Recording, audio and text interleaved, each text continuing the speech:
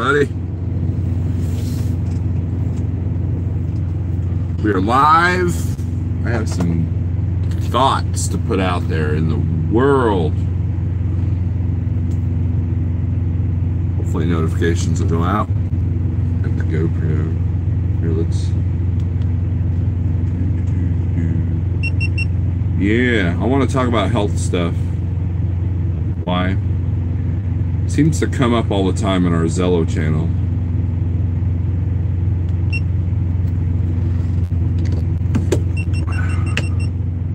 So I thought, why not? We're all dealing with stuff. Hey, Brent, Mr. Mentor. Big Bro Little Truck, what's up? Put my hat on and be all gangster. Be all warm. There we go. How's that? I'll just have my hat on. No, it looks stupid with the winter hat on and short sleeve t-shirt. My heater's actually working. For now. You know, knock on wood. Nothing witty, what's up? Let's see, we've got Troy. Let's do some shout outs. Lee, Lost Cause, Speedy, 9 Speed, Light Bright, what's up? Get some more people in here and I'll go to town. I'm starting to get low on supplies. It's time to go home. Speaking of which, how many hours I got left?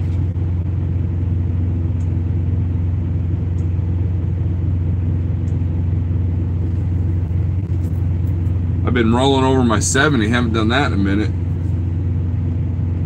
And I could have gotten a reset, but it would have been in Ardmore, Oklahoma. And I know one person that lives in in Ardmore, and I don't know if he wanted to hang out with me the whole 34, so it was just a lot better for me to hang out at home where people, you know, kind of like me and stuff. So that's what kind of ruined my 34. I've got 17 hours left. Ain't driving yet. And then head back to Springfield. I think I'm gonna want that weight. All right, so James Neal, what's up? So let's talk about health since there's only 13 people in here. Let's do it.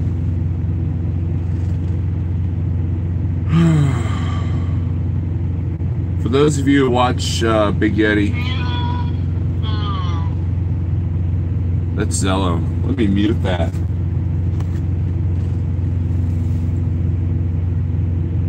What was that?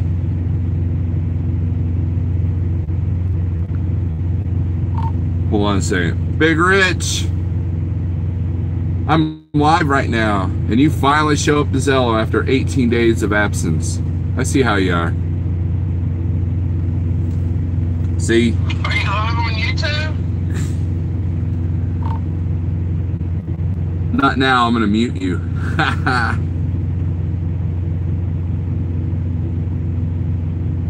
This is bad YouTube etiquette. I'm here to talk about a topic, and here I am like... About time you got back here, big buddy, man. I was just gonna try to look you up and call you and say, you know... We're gonna mute. What the fuck mute. Oh, you cursed. Alright. The challenges of being healthy on the road. Not necessarily about your weight. You could be a skinny person out here and have issues. As you guys know, back in the late summer, I did a video called The Struggle is Real, right before GATS, and that I was putting my whole emotions out there, and it got a lot of attention. It got a lot of people, you know, telling me to do this, that, and the other, and it got people behind me. It got people to support me. And when I saw Big Yeti's video yesterday about how he basically can't drive at this point because of his health, you know, that's my bad dream. That's my nightmare. And that's why I don't go out and purchase a brand new truck. And I got to sit and hang out I got to sit in Yeti's truck, hang out with him. It's a beautiful truck. And to sit there and to not be able to drive it a month later, that would be hard. And that's a reality that a lot of us, you know, I'm including myself in this equation, face because of health. And I don't know if you've looked around lately, but truck drivers are some of the most unhealthiest people in society. And there are reasons why, okay?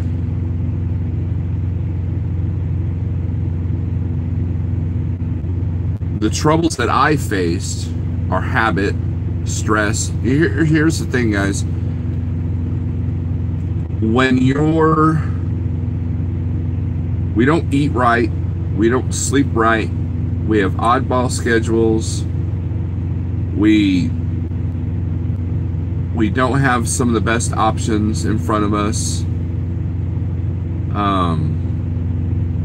and we deal with a lot of stress. I mean, even just driving the truck down the road, there's this little tiny bit of stress, you know, because you're always constantly watching, you know, the four-wheelers and all that stuff,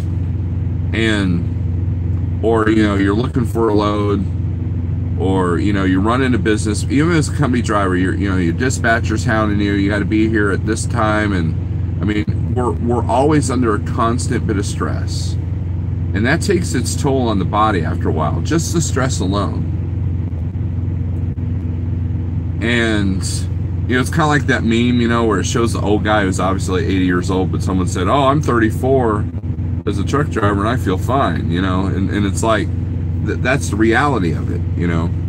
Well, that might be a little exaggerated. And trucking kind of turned, I know some of you are probably laughing at that comment, but there's a lot of things there's a lot of growing up I've done out here, a lot of mental things I had to deal with, and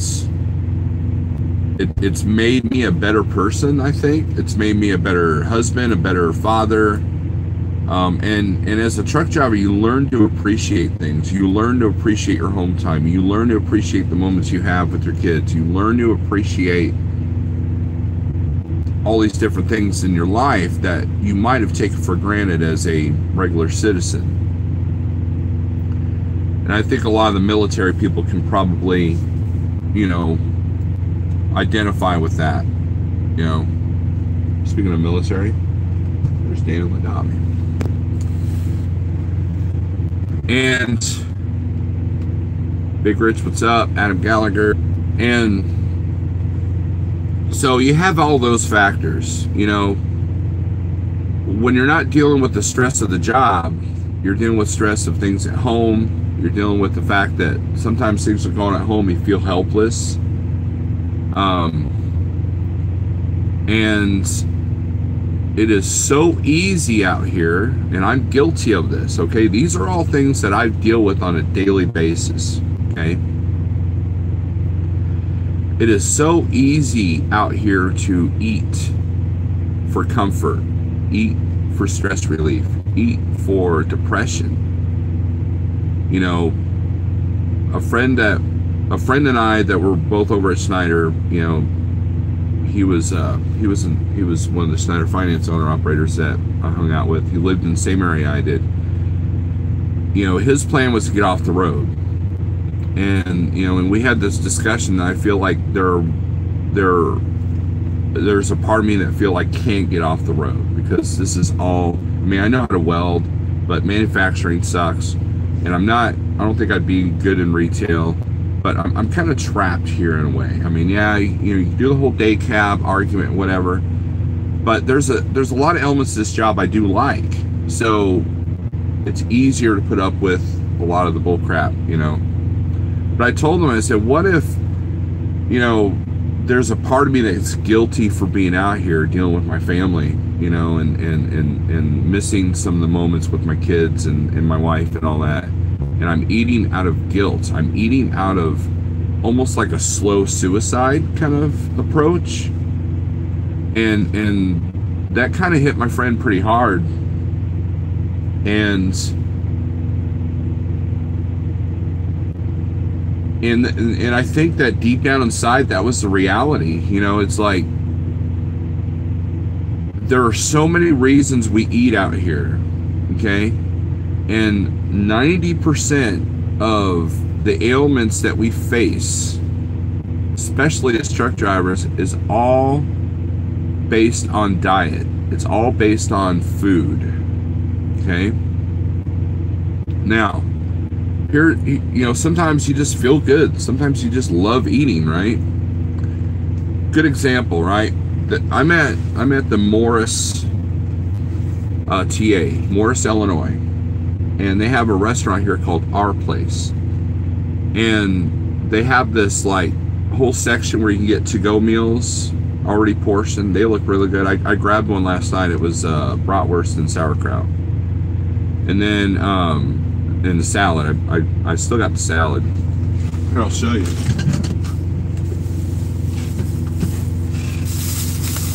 This is the salad right there. Pretty damn big salad. A little pricey, $8, you know, but not going to be much cheaper at Subway, no. And there was a time where I could eat this whole thing and be hungry 2 hours later, right? But anyways, they have a lot of baked goods. I mean, they got donuts the size of like dinner plates, and I mean, they got a lot of cool stuff in there when it comes to breads and sweets and all that. Not to mention the, it's leaking all over me. Not to mention, you know, it just looks like a classy joint. I've never gone in there to eat. As much as I've stayed at this Morris Tea, I've never gone in there. And so when you're having a bad day, or you're feeling guilty subconsciously, or you just don't care, it is easy to go into a place like that restaurant and just order the awesomest meal that you can. And that's fine, but we do that on a daily occasion. I did that. And there were times when I used my Fitness Pal, and there were times that while I'm entering food, I think back about, wow, I must have been eating like 4,000 to 5,000 calories a day. So when I started this journey, when I started this weight loss journey, and we're going to get to the keto thing in a minute, because that word tends to be a trigger word for some people.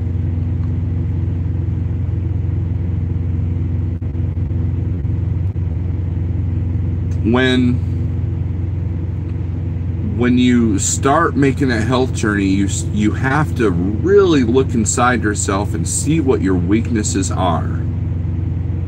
And when I started, you know, here's the thing with keto, guys, and I hate, and I've said this on Zello, I hate using the word keto. I really, really do. I'm not one of these keto flag wavers. Oh yeah, keto, wow, we're the best team in the world. You know, I'm not doing that. And here's why.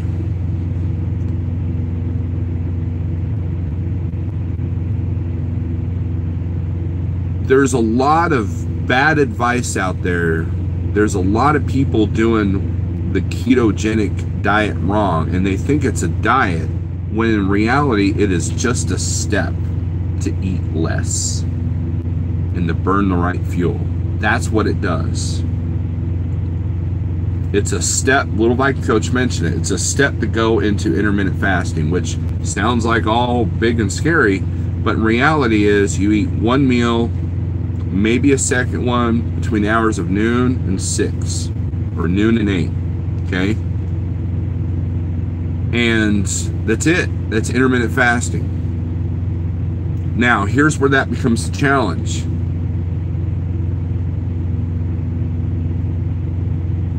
All the sugar that you consume, that we consume, it messes with your blood sugar, and it messes with your hunger. It makes you hungrier. Just like you take a little bit of meth, you're going to want more. You take a little bit of heroin, you're going to want more. Sugar does the same thing of how it reacts to the body. The other part is there's sugar in everything. Everything.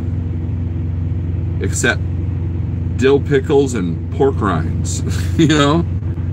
I mean, and there are times, you know, and here's the thing, man. If you go low carb, you know, and that's kind of what CPAP is talked about too. Low carb, just start looking at the labels of the things that you eat, and you're going to be kind of surprised of how many carbs you're actually consuming. I know I didn't have a clue. For example, you go in the Subway, I'm like, oh, I don't want that bad bread, so I'm gonna get a wrap, right? Well, the tortilla shell is just as bad as 2 slices of bread when it comes to the carb count, but it's got more of the bad fat and salt than regular bread, you know. But you're eating healthy. And that's the other problem, is that we're brainwashed into thinking that certain things are healthy and they're not. Right, you're right, Lost Cause. It's just a way of eating. And I eat good, but I eat less. Now, by good, I mean like meat and vegetables, man. You know, a lot of people can't get around the vegetable things. I know Pale Rider and I have joked about that, and I think Yeti mentioned something about he's not a huge fan of vegetables. But there are ways to make vegetables taste good. And here's the thing. Here's the other thing, okay, I want to throw out there. When you look at all these keto life stuff and channels and, like, you know, the stuff that Kevin Rutherford talks about and all these products and all that, just ignore all that. Here's why.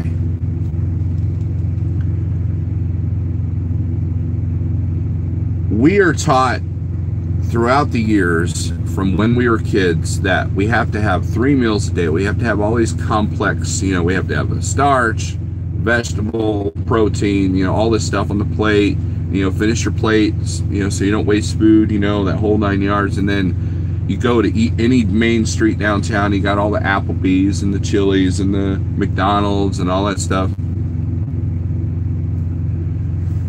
And I agree with that. Nothing witty. She says, if you eat enough of them fixed well, you'll start to like them. Right. And hey, Dave, and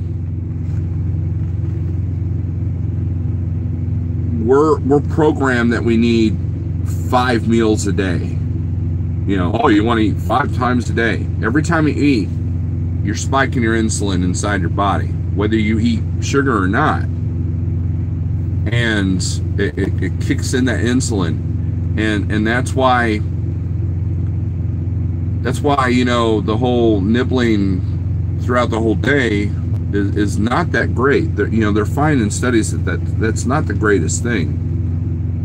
But everybody's different, see. But here's the whole bottom line of what I'm trying to tell you here. I don't think I'm getting my message out there well. I have trouble speaking sometimes.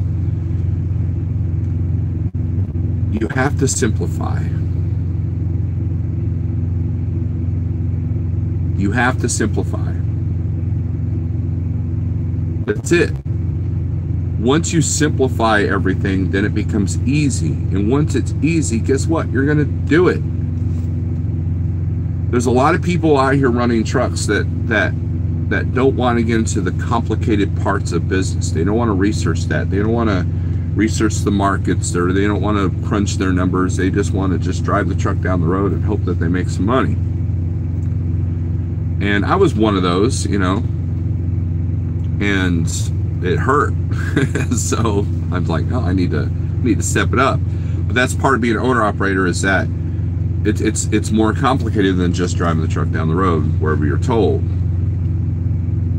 Well, in Yeti's live feed yesterday, I noticed that everybody was like trying to give their, oh, don't do this, don't do that, don't eat this, go keto, go vegan, go this, no. And then you go to these keto websites and they got like all these products, which they're BS, and all these, you know, different flours you can use, and here's how to make, you know, cookies that are keto friendly, and, you know, all this stuff. And so when a person sits there and goes, I want to start the keto lifestyle, guess what? you open these web pages or these books, and your head gets flooded, and next thing you know, that plate-sized donut at our place, the restaurant Our Place, that's the name of it,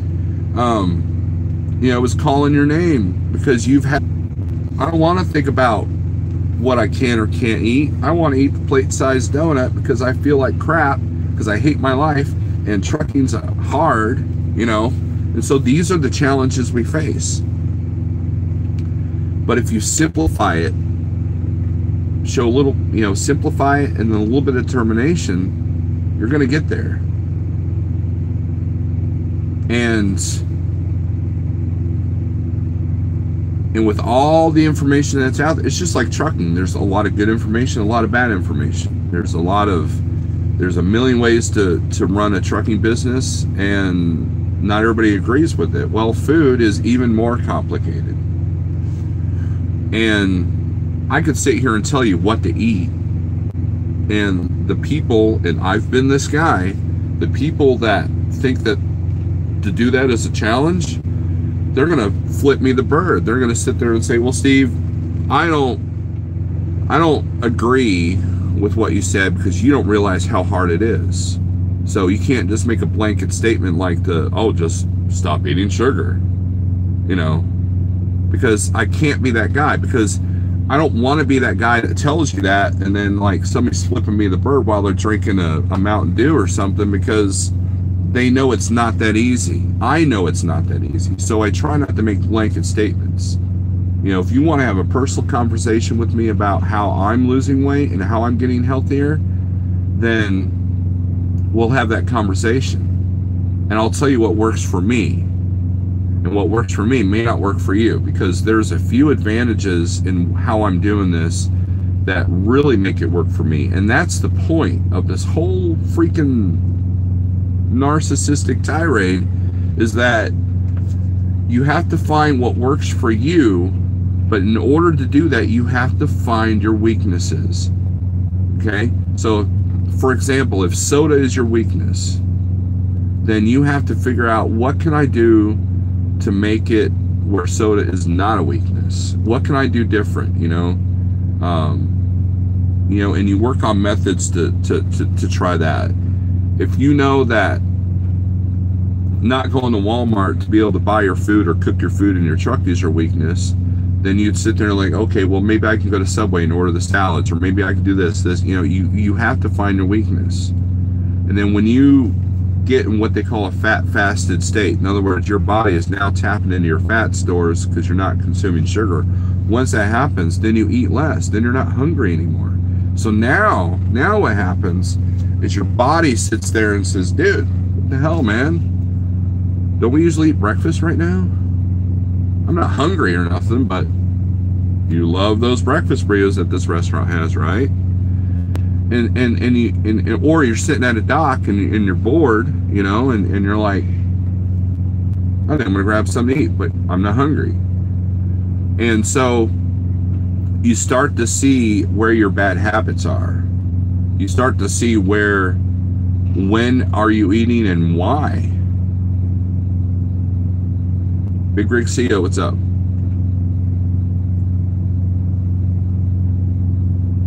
And I'll get to your comment here, Brent. I don't want to lose my train of thought. Man, I've already lost it.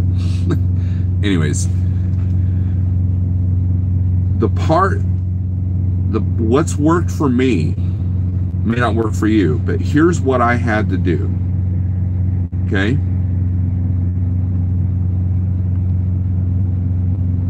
I had to simplify, figure out how to do it on the road without the help of Walmart or going to the grocery store. And then I had to figure out when I was eating when I didn't need to. Once I figured out how to combat those things, it's been easy. Okay? And you have to use mental tricks. Just like if you quit smoking, you got to use mental tricks, because in the end, it's a physical and mental addiction. Here's what my typical day would be. Let's say I did a run I was going from Springfield, Missouri to Columbus, Ohio, okay? I would start my day off in Stratford, go to the McDonald's, get 2 value meals, okay?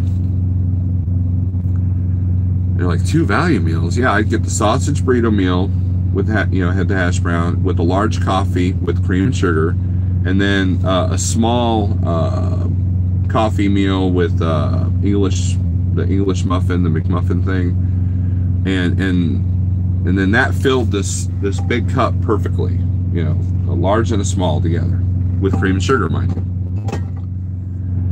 And I bet you I was, okay, so that's breakfast, right? So I get down the road, usually fuel around noon, seems to be what I do. And then I would get like Flying J pizza, or I would get chicken wings. I was really big on the Flying J chicken wings until they started getting like this small. They used to be big. And 2 egg rolls. That was my MO. I love the egg roll. I love egg rolls. I love Oriental food, okay? If egg rolls could be considered Oriental food. But anyways, it's Americanized Oriental food, and I love that. And then for dinner, I got food in the truck, man. I'll just, bust out a huge meal, cook it in the microwave up there, and that was my day. And if I was hungry between, when I had to do my 30-minute break, whatever, I'd grab a snack of like hot dogs or something like that. And I was probably consuming 4,000 calories a day. And if you've been watching me since my Landstar days, I've ballooned up. I've gained weight. For those of you who have known me most of my trucking career, or knew me before, like Big Rick CO, we went to high school together. You know how big I got. And I had people coming up to me at the Schneider yards, like Julio. He'd be like, oh man, I'm really concerned about your health, Steve. I watched your old channel, and wow, holy crap, you've gained a lot of weight. He's trying it in the nicest way possible. But the reality is if you want to either change your food or even like quit smoking, you have to really, really look inside yourself and then play tricks on yourself and simplify the process. Simplification. That's all that's the stepping stone. I'm not gonna say it's all you need. It's a stepping stone. And I know people that aren't truck drivers that are doing all these different nutritionists. They got, okay, so you eat approximately 3.5 ounces of protein a day, and and all they got weight scales, and they got this like menu the size of a book. Hold on a second. This is Steve. Good, how are you?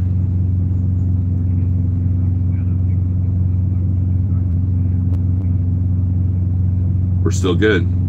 Do you know if they'll let me come in early, or how much early? You don't know? Okay, no, we're right on. Yeah, I'll be there. We're good. I'm emptying Morris. All right, thank you, sir. Bye.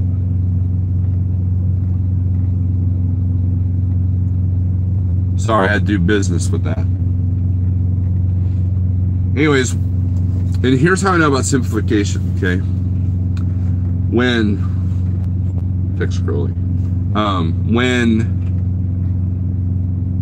I did the juice fast, you had to buy all these vegetables, you had all these recipes, and I just threw stuff together, Meanwhile, my friend, I don't know if he wants to reveal, he did the juice fast too, that's on here. He had all these recipes, and that's all we talked about on the phone when we were driving down the road. And your truck turns into a vegetable stand. It's just like fruits and vegetables. I bought a laundry basket just to put everything in so I can move it at night, and it was a lot of work. And when we were done with those fasts, I lost a lot of weight. However, I did not maintain a healthy eating lifestyle. That was where I went wrong. And then the weight came back tenfold. And that's what the bad thing they say about keto, is that you can't if you go back to eating like crap, you're going to gain that weight like that, which is true. It just shows you the kind of effects that are the food has on our bodies, you know.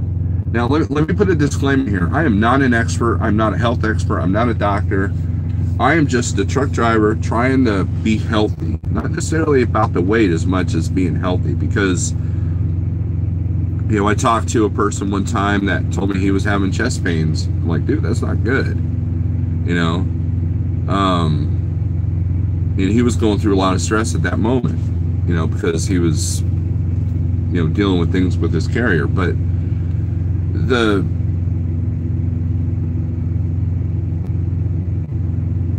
point of all of this is that you have to find what works for you, and you're going to be bombarded with all this information. And so what you do is you go to the people that you see that are getting results, and then they tell it, and then you say, what is working for you? And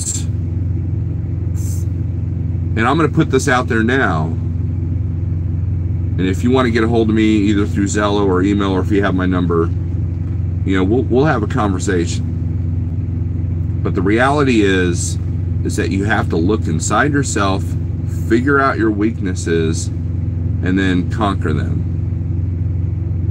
And I know that's easier said than done. If you know that you're going to eat like crap after a stressful day, then you need to change the situation that's stressing you out that much, you know.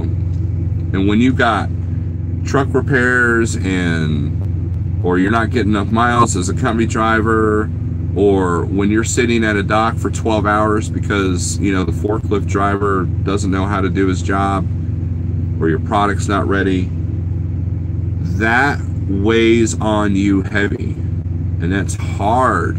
It's hard to deal with those things. And if that's your weakness, then you need to figure out how to deal with those things. How can you occupy your time? Get that Netflix and just binge watch movies while, you know, they're loading. Go for a walk, you know. And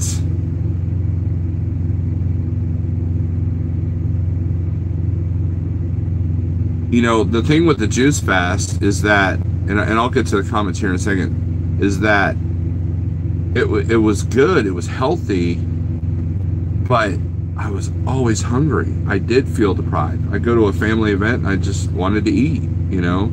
And later I would learn it was about the insulin, it's about the sugars, you know, and I was eating all the sugars from the vegetables. Yes, vegetables have carbs, but not getting any of the fiber. And the thing about a low carb diet is that you have net carbs. So if you eat like radishes, they have a certain amount of carbs, but the fiber, so like let's say something has 20 grams of carbs, but it's got 10 grams of fiber, then you subtract one number from the other and you have 10 grams of net carbs. And that's something that NextGen taught me. And then I, you know, later confirmed it with other YouTube channels and all that.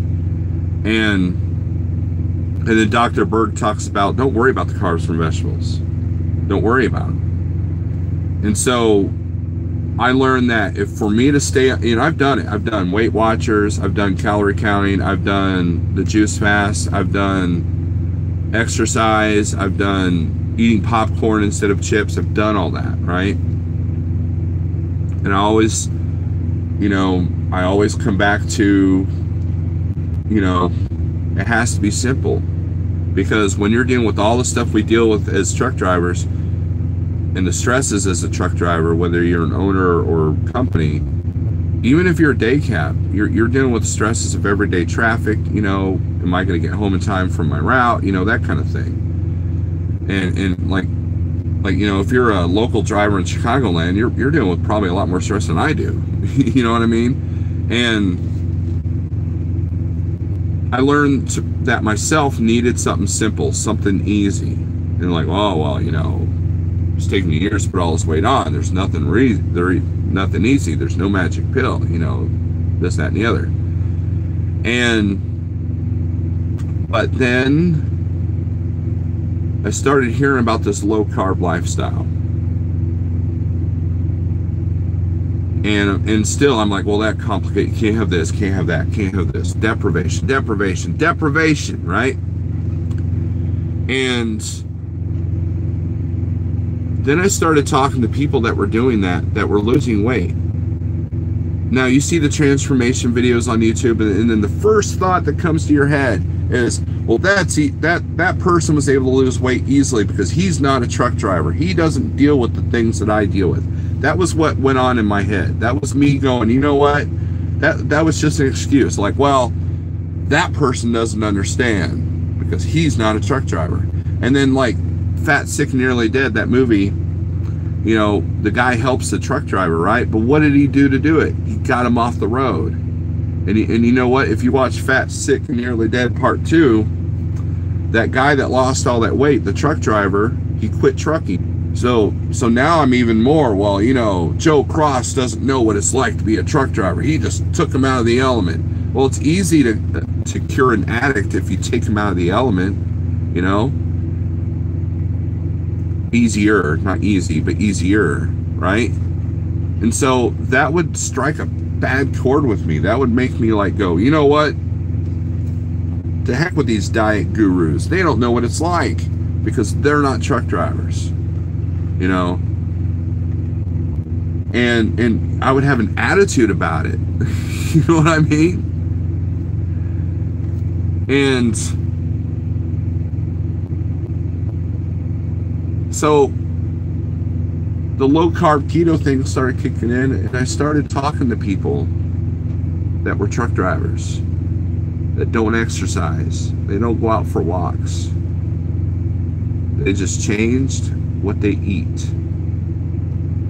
They're not going to Walmart. They're buying the food out of the convenience stores and truck stops. That intrigued me.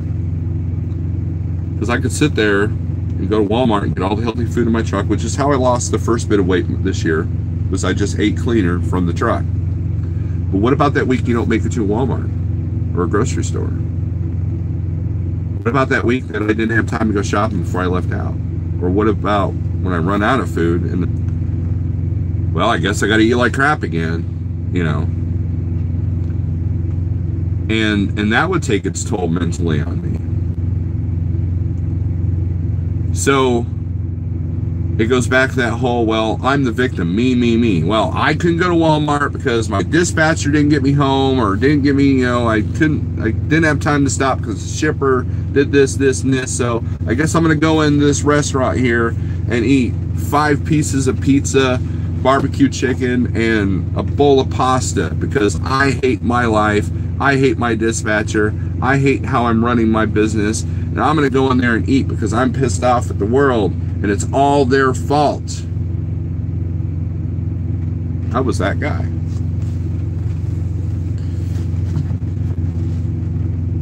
But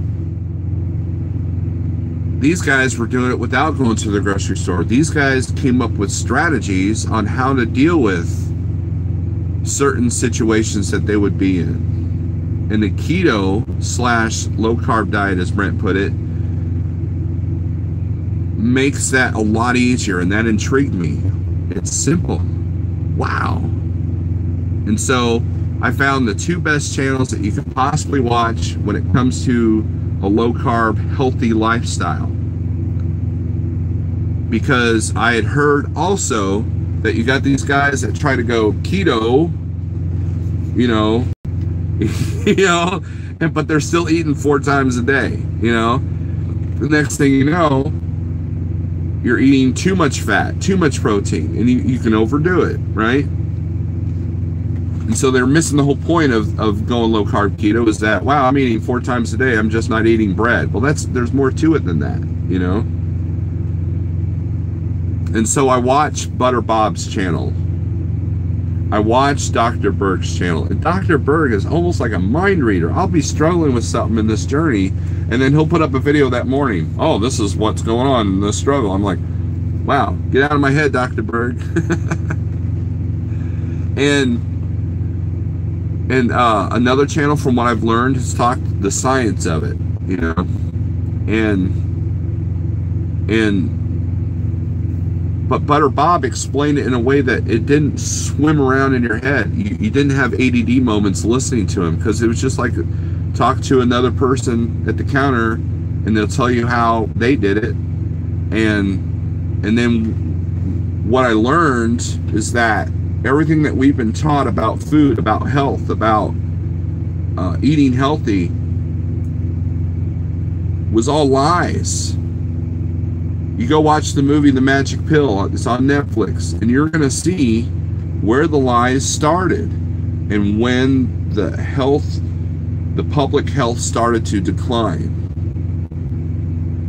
Think about truck drivers, all you old schoolers, right? You old schoolers that are out here. Or your dad used to be a driver, or your grandpa used to be a driver. Remember the trucks? Remember the cab-overs? Cab-overs, I parked next to a Peterbilt 362 the other day, and they actually sit higher than I do in my truck, right? As far as like in the seat. And can you imagine being 300, 400 pounds trying to get into a cab-over? Can you imagine that?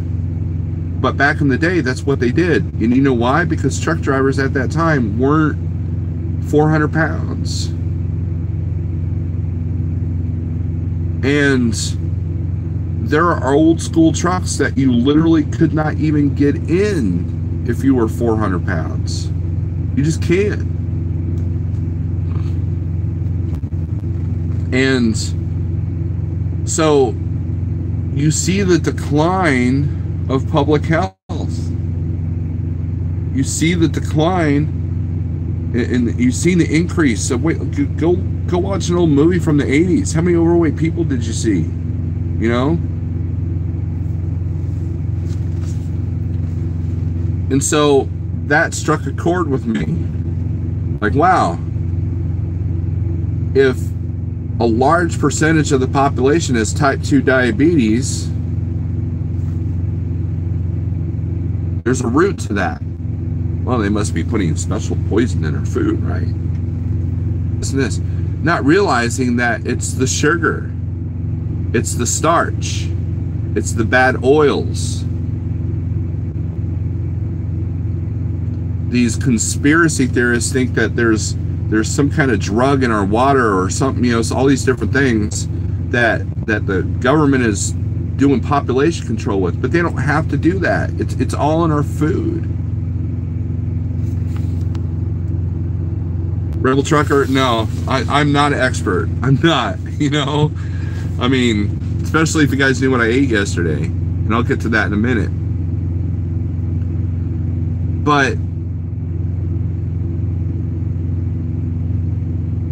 there's a lot of the aspect that a lot of people don't look at. Oh, eat this, eat that, don't eat this, don't eat that. Okay, but why? Why do I not eat that? Why am I still gaining weight if I'm eating nothing but salads? You know? Why am I still gaining weight if I don't, you know, if I'm drinking diet soda instead of regular soda? And Butter Bob and Dr. Berg will tell you why those things don't work. They'll tell you why that if you know, it's like, you know, like I know paleo people that do the whole almond flour and pressed almonds for milk and, you know, all this stuff, right?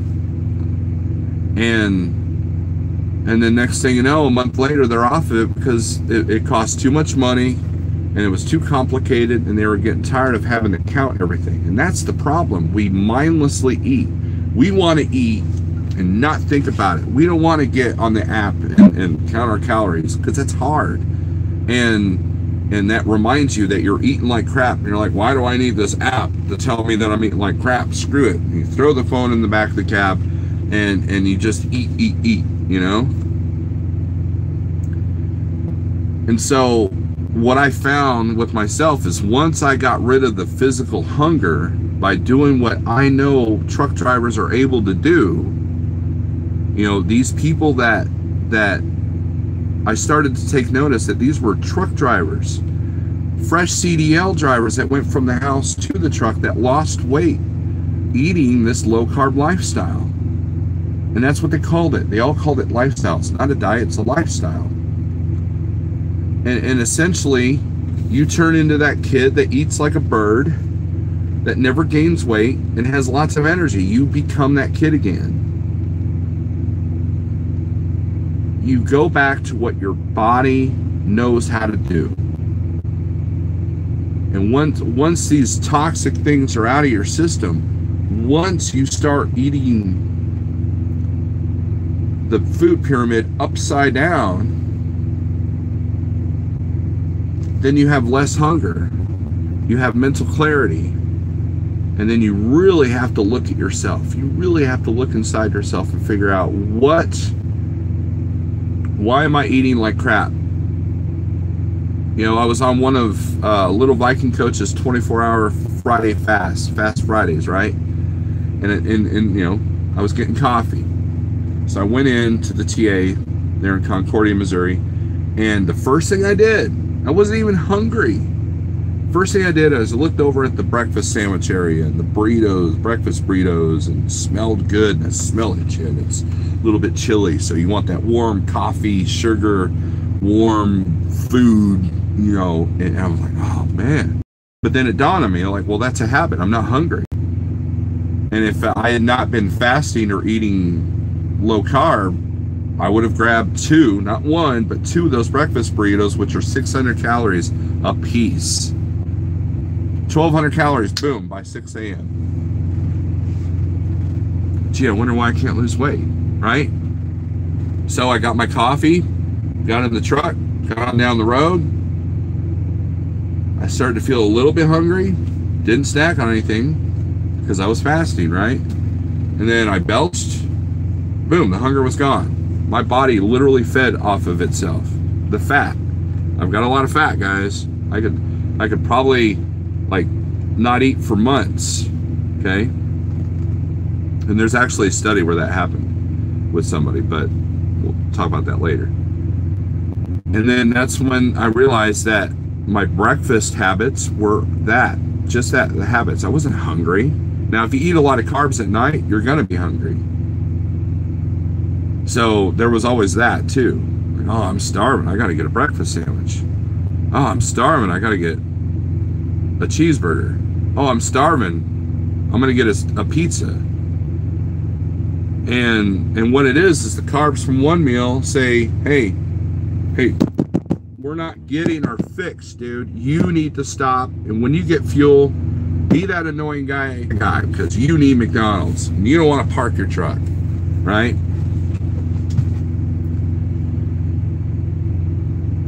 And that is what's helped me with my current journey.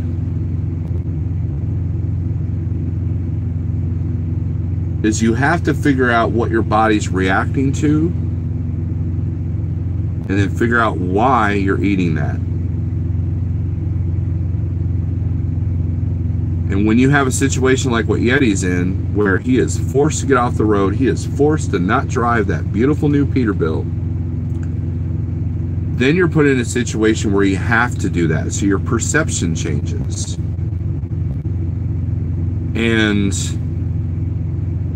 But that's hard too, you know?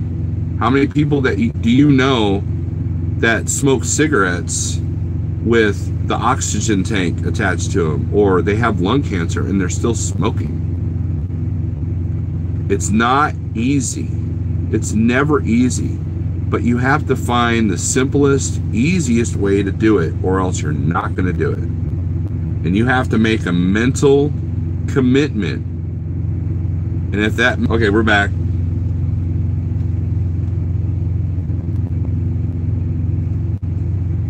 Sorry about that. Harold was calling me. Once you are forced into that commitment, then you change. Then you're still going to look for the easiest thing, because as truck drivers, we got enough things to worry about. You know, if you're a single mom raising 3 kids, it's hard to go keto, because trying to get kids to eat keto is extremely hard, because they like macaroni and cheese, they like donuts, they like Pop-Tarts, they like all that stuff. And the magic pill shows like, it's hard to get the kids weeding off of it. And they're taught it's nice to have a treat.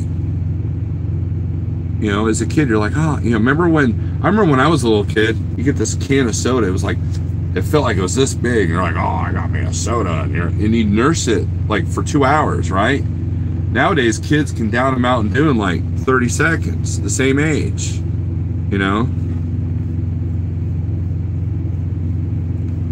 So the single mom or the truck driver with all these issues, they sit there and look, well, I can't do that because it's complicated. I can't do a juice fast because I don't want to put a juicer in my truck. I can't eat clean because I can never get to Walmart. I can never do this because of this, and this. And I get that. I am like that. You know, I used to blame. Once I started blaming myself for my problems, that's when I made my transformation.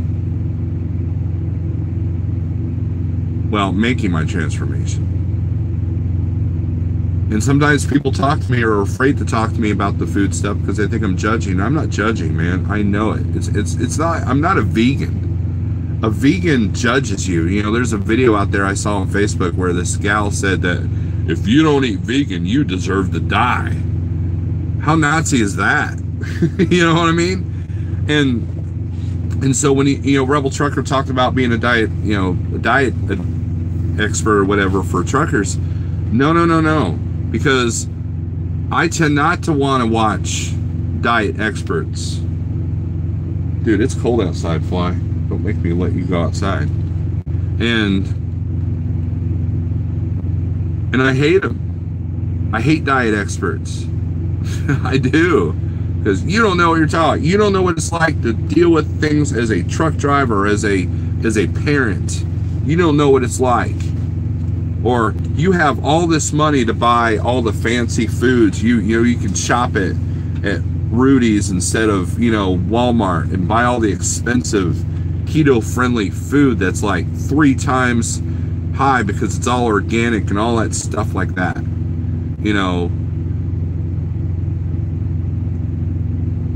And we live in a reality in the restaurant convenience world where you can buy 2 hot dogs for $2, but a salad like the one I showed you is $7.50. And so when you're broke and hate everything, you're like, well, I'm hungry now. I don't have any food from Walmart, and these hot dogs are cheaper than that salad, and I can eat them going down the road. These are the challenges we face. So what you have to do to figure out where your weaknesses are and how can you combat them. That's the key. That's the secret. And if you absolutely hate vegetables, find a way to like vegetables, or find a way to up your vitamin intake, something like that. Looking at you, Pale Rider, since you had an emergency room scare as well. And if soda's your weakness, well, what can I do to substitute soda? It's not diet soda, I'll tell you that flat out. If you have to have placarded ingredients in what you're putting in your mouth, you shouldn't put it in your mouth.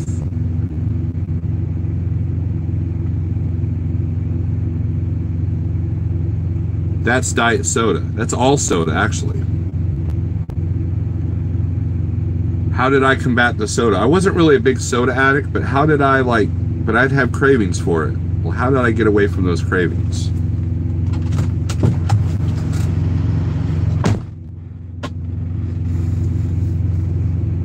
Well, sparkling water, flavored sparkling water with no sugar, no sweetener. And there it was. That may not work for some of you. Some of you might have had sparkling water and you're like, this stuff tastes like crap. So liquid stevia helps. You put liquid stevia in sparkling water. Little tricks like that. I'm not going to tell you all my little tricks. I'm not going to tell it unless we have a private conversation. But I am going to tell you that I figured out the mental trick that gets me to not want to eat the nice, awesome sweets that are in this restaurant in front of me.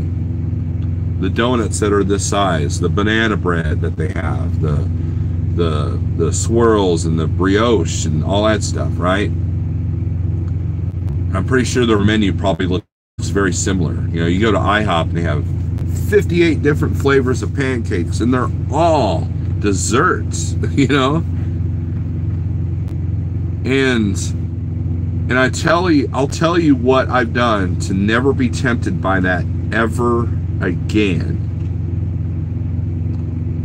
is that I firmly believe wholeheartedly with every fiber of my thought that sugar causes cancer, or at least feeds on it. If you have cancer in your body, the sugar makes it worse. I'm never tempted to smoke because I know smoking causes cancer.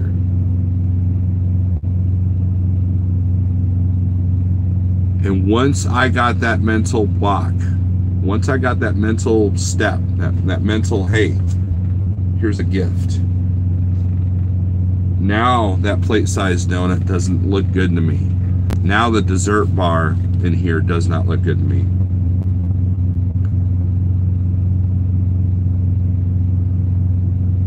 You know, and Habit said, oh man, you know, the family would enjoy this banana bread. I've had it before, and you know, I should bring a loaf home, right? But then I thought, well, no, I can't do that. I can't, you know, believe what I believe and then go against that. That's hypocritical to me. That's like handing somebody a cigarette and saying, hey, you know what, smoking's bad for you, but here's a cigarette. Want me to light it up for you?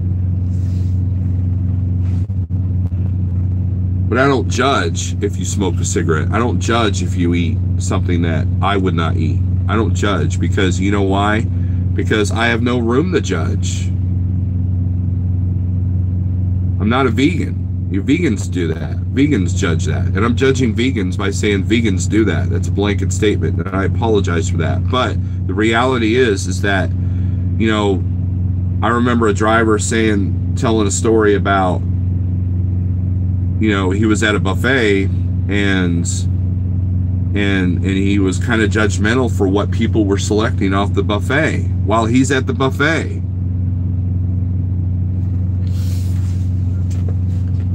So once this affirmation, this aha moment, this epiphany entered my head about sugar, it was easy. And I'm down 50 pounds since GATS. Or no, not since GATS, well, for the year. And it's increasing every day. The weight loss is, not my weight. I don't feel deprived. I'm not starved. Are there foods that I miss? Yes, just rice. I miss a lot of the Chinese food I used to eat. I miss those fried sugar things that you get. They're like basically biscuits dipped in fried. My mouth's watering just thinking about it. That's how much of a food addict I was. I miss a lot of pastas. I make a killer spaghetti sauce at home. I miss chili beans. I miss a lot of some of the fruits that are kind of high glycemic, so you don't really want to eat them or too much of them. And and perhaps when I get to a certain goal weight, maybe there's a day where I can have a plate of spaghetti once. I think about that. But then the sugar epiphany comes in and says, no, you don't even want that. But I know people that do, that are all right. Their weight's okay. They lost all the weight, they just don't overdo it.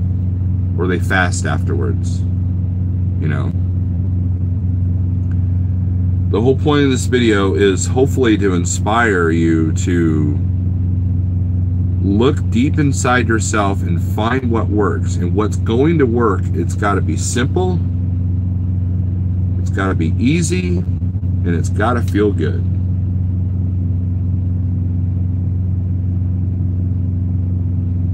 And then determination has to kick in, and persistence. If you eat clean 7 or 6 out of 7 days, that's still 6 days better than what you used to do. If you don't like vegetables, find a way to like vegetables. Cook them in a certain way. There are low meat, keto ideas, and it's the same principle. You're just adding different natural oils like avocados, olive oil, MCT oil to your salads to help you feel full. There are tricks to this low-carb lifestyle that just make it easy. That's the only reason why I've lost weight, is because I found something that is easy. And if it wasn't easy, I wouldn't be successful.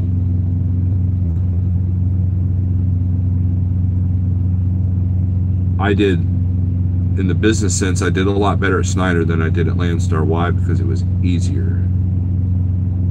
Then once I got over, like, well, I need to go to the next step, I needed to look inside myself and say, hey, you know what? What are my weaknesses in running my business?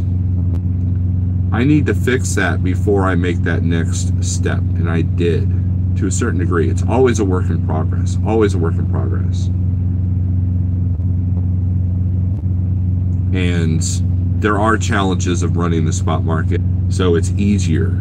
So I'm succeeding a little bit better than I did at Landstar, and I'm doing better than I did at Snyder, even though it's not as easy.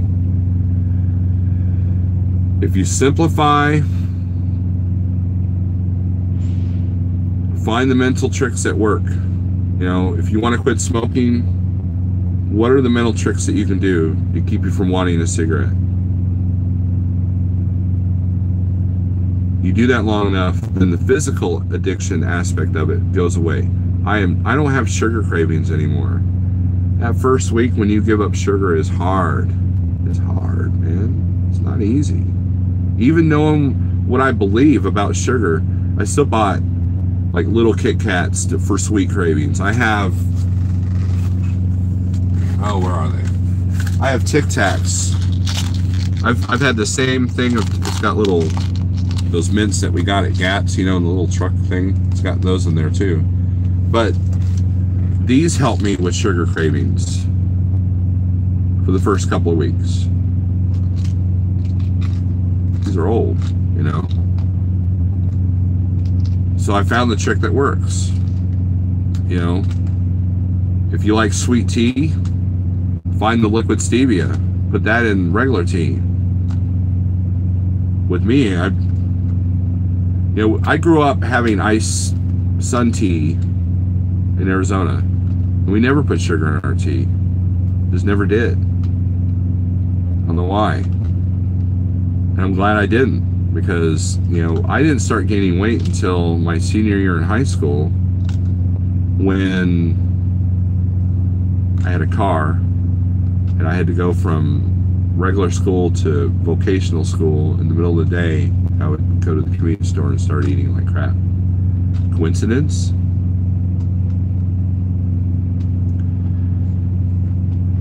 So if you have my number and you want to reach out, call me.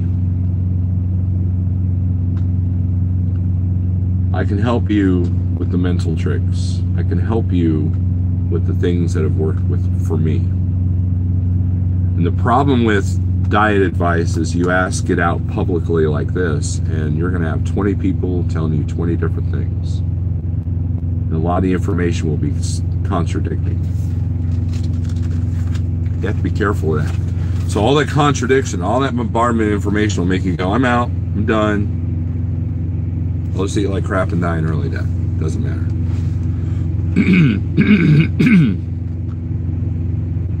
just maybe I'll get my health to a certain point, and I might even be able to get rid of my sleep apnea. Maybe I'll get my health to a certain point where I'll have the confidence to buy a new truck. Because right now I don't. I've been in the hospital with chest pains twice. I've ruined family events because I couldn't walk for more than 20 minutes. I've ruined family experiences because I could not get to some of the places that they wanted to go, like in camping or parks. Hey, we want to go through the whole zoo, not just half of it, Dad. Sorry, can't do that. I'll just sit here on the bench while you go have your fun without me.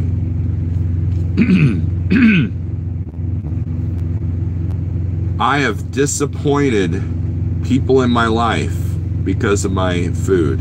And well, Steve, how does that happen? Well, there's a thing with this keto thing, right?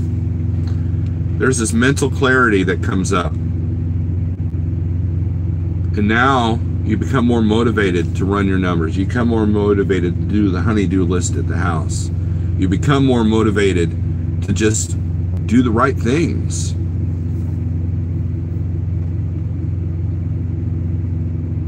Procrastination goes from 50% to 20%.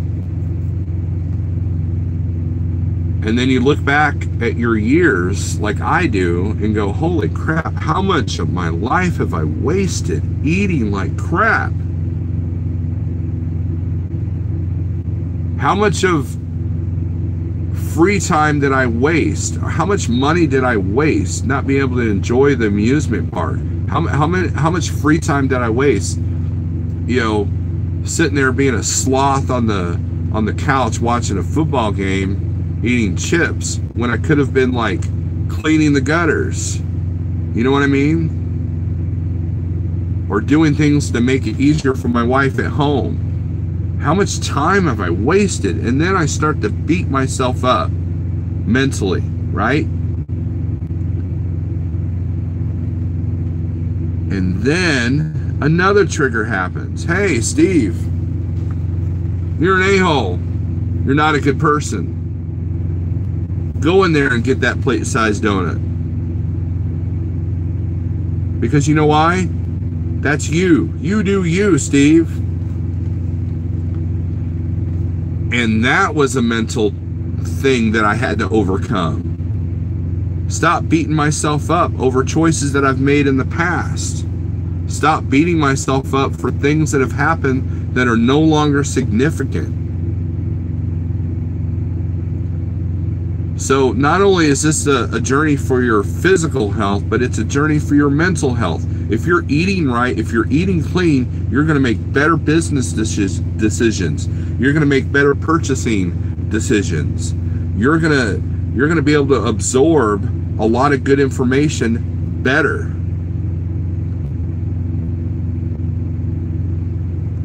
And so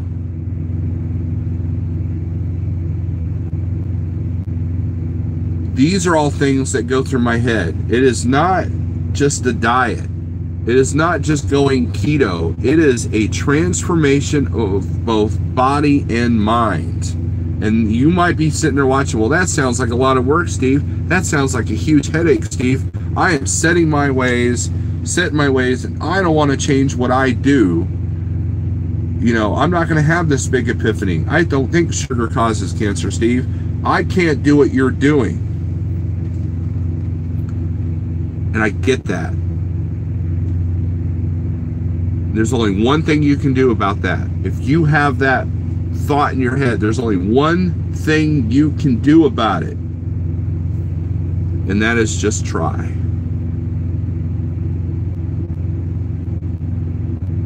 Some people go on a weight loss journey and they have epiphanies and boom, it's gone within a year. Dr. Berg interviewed a guy that was 600 pounds. 600. And he's down to 245, down to 245 pounds within 2 years doing a keto diet. And the only thing he talked about, for the most part, was the mentality of it, the mental aspect of it. You change your mind, your body will follow. You have to have enough of humility to be able to sit there and say, what are my weaknesses? You know, if I call Jeff and say, hey, Jeff, I'm having trouble out here, he's going to tell me my weaknesses. And it's up to me to either, I can be combative and say, Jeff, you don't know what you're talking about. I'm weak in this area and strong in this area, and I'll utilize that to my advantage, you know? And that's the key. A lot of times you give people constructive criticism and they get offended. They get combative. And I'll tell you this, that if you're combative when someone gives you constructive criticism, that's going to keep you from succeeding in anything. Business, diet, health, you know, herding cats, I don't care. And part of that struggle that I talked about back in June or back in July or early August, that's there every day. But as each day goes on, I get stronger and stronger, and I get these reaffirmations. You see Next Gen, his transformation. You see CPAP machine, you see his transformation. A guy out there, Butch Thompson, he lost a lot of weight doing this. You know, and possible to do as a truck driver. That's my message to you. It's possible to do as a truck driver without exercise. I'm not walking the parking lot. People drive like idiots out here, you know? And so I'm afraid to walk around at night, you know? And now it's getting dark at 4:30, 5 o'clock. And it's going to get cold. So find exercise to do in your truck. Well, that's not so easy. But what I'm doing, I don't even need that. If I exercise, sure, I could lose. But that's one of my mental aspects, you know? And when you're close to 400 pounds like I was, exercise isn't your top priority, and it's hard to do. Walking in a parking lot is hard to do, you know?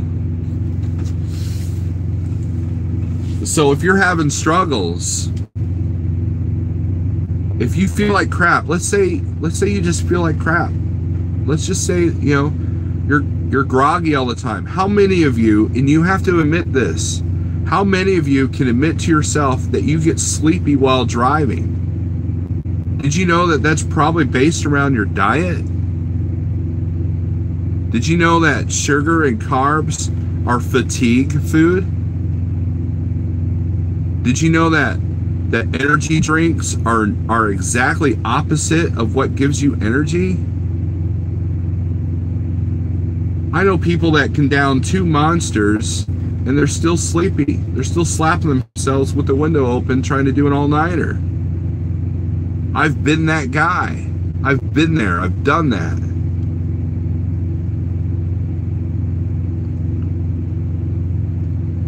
So if you're struggling, I'm here to help you, man, because I have struggled. It's only through struggle that you gain strength. It's only through struggle that you learn from your mistakes. It's only through struggle that you become successful. How many of you guys are on your second or third attempts to do a lease on a truck? Well, if you learn from the last one and the one before that, you're going to do better at the next one. I guarantee it. There's drivers watching this right now that fit that description. You're not failures. You learned from the past. And what I've learned is that our food is killing us. And we can blame the corporatists. We can blame the fact that there's food advertisements anywhere. You can blame the fact that we're programmed that we have to eat 3 to 5 times a day, and portions have to be this big. But it also comes down to one thing: you have to blame yourself. And then once you figure out that this is what's killing you, then you make the changes. How many people hate Walmart? How many people hate Pilot? Well, boycott Pilot by not buying their convenience food. You know? I mean, stick it to the man. By not giving into that multi-meal propaganda. But don't judge others either. When I see an overweight driver, I see a person, that driver that, you know, wakes up 18 times in my sleep because I have sleep apnea. I'm happy as that. Okay, well, more power to you, but I feel sorry for you. Just like, you know, if you smoke cigarettes, I'm sad for you if I like you as a person, because I know eventually that will kill you. Eventually, the food and the cigarettes will kill you. It's not a matter of if, it's a matter of when.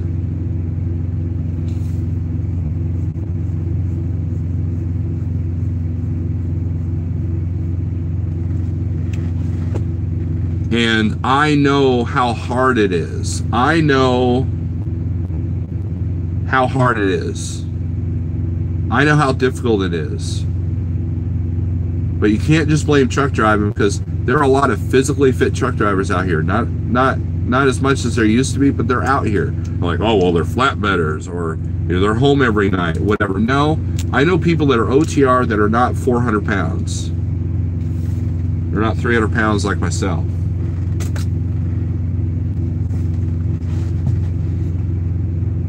Learn what makes you fat. Learn what makes you have high blood sugar. Learn what gives you type 2 diabetes, and you avoid those foods. You look at it like a food allergen.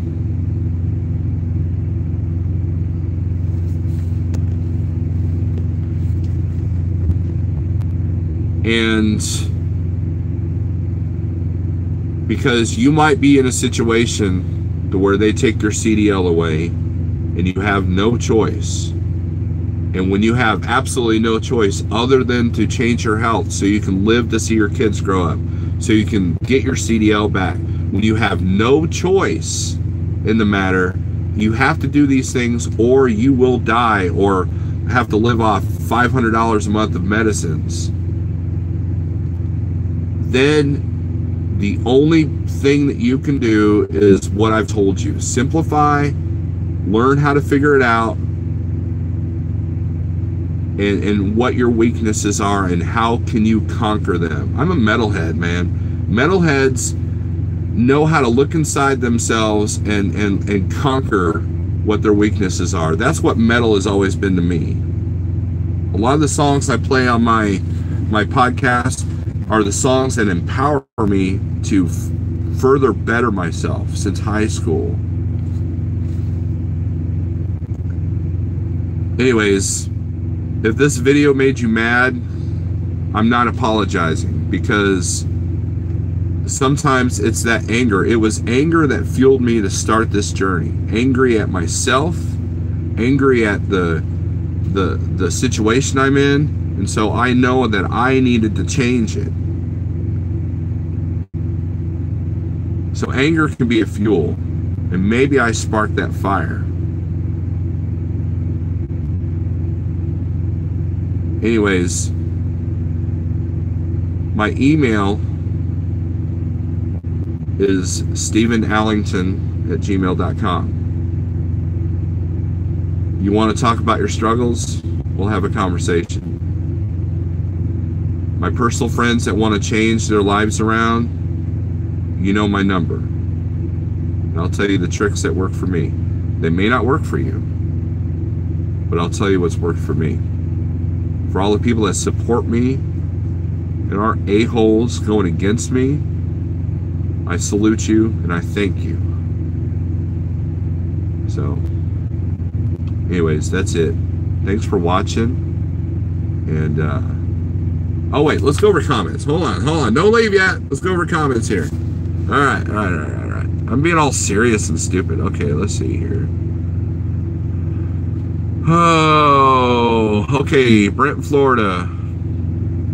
My wife is from Thailand, so rice was a staple at every meal. That was the hardest thing to give up when starting keto. I no longer do potatoes, bread, rice. Right. Part of the low carb is the starches. You got to get away from them. Look at the carb count for Pringles. You don't think Pringles being a high sugar food, but it is. Since we are on a health topic, I'll put in a plug.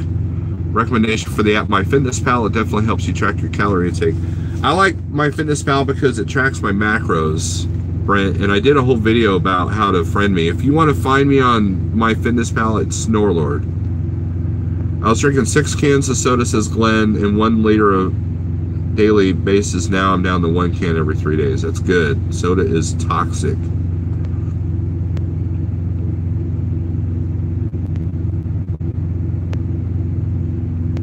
Keto was the first thing that ever worked for me. I was always hungry and even eating like a small rabbit. I couldn't lose weight.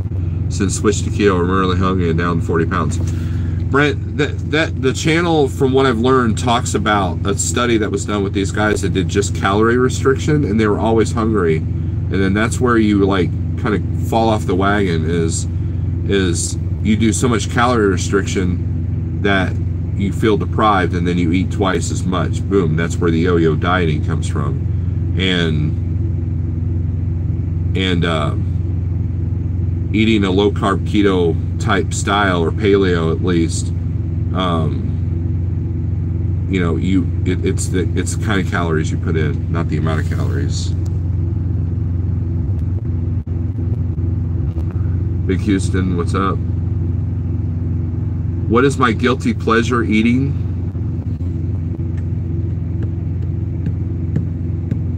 I love steak. That's about it. I mean, I like Chinese food. I know how to go to a Chinese restaurant buffet and eat off the buffet without taking in carbs or starch. Brent's got a lot of input on this live feed. The main 2 things surprised me about keto low carb was the increase in energy and, more surprisingly, increased mental clarity. Yep, I touched on that. Princess Prissy Pants, what's up? Another keto warrior there. You kind of are in a way without the pay. Like you said, YouTube is like your journal. Sometimes when I watch, motivates me to kind of eat healthy. I appreciate that, Rebel Trucker. I ate more when I first started. Now I can go about 20 hours before I start getting hungry. I'm the same way, Princess. I still ate 3 times a day. I just ate better calories, and now I'm down to twice a day, sometimes once a day.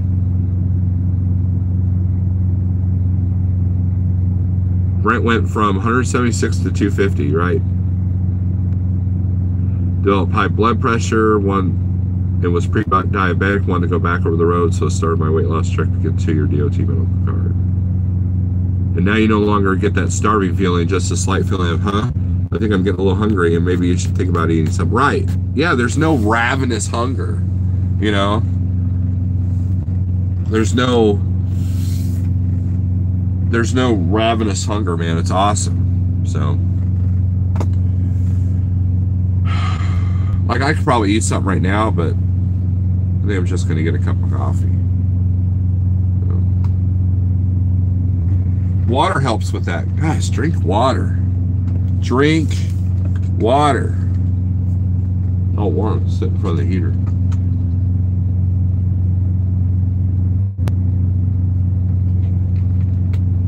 Anyways, if this video doesn't inspire you, I'm sorry. Maybe you don't like me. Maybe you don't care. In the end, you got to take care of yourself. And if we all took care of ourselves, that would kind of bleed into being able to take care of other people.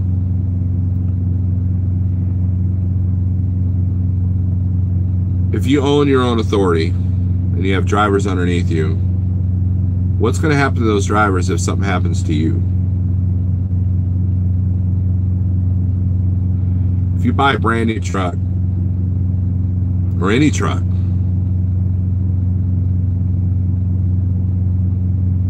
and your health says you can't drive it, or if you die and your family's left with that truck payment,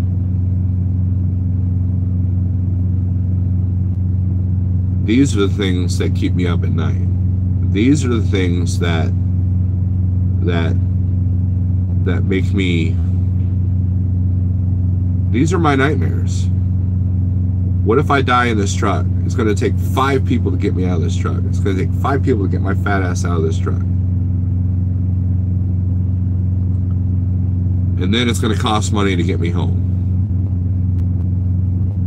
And then there's the cost of what to do with the truck. What if we save for retirement, but all that gets depleted because I'm on these medications? What if I have a heart attack and can't drive a truck at all? Or I have to go on disability? All my wife's dreams go out the window. That's what keeps me up at night.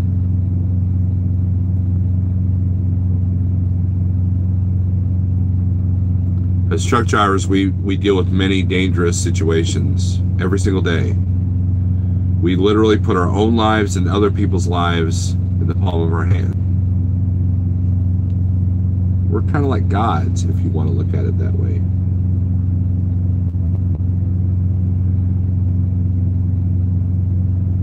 So why add to that danger by what's on your fork? Why add to that danger by smoking that cigarette? To me, that doesn't make sense. But if that's what you do, then I sympathize with you. I feel for you. And it hurts me a little bit. Guys, take care of each other. Take care of yourselves. Because you're no good to anybody dead.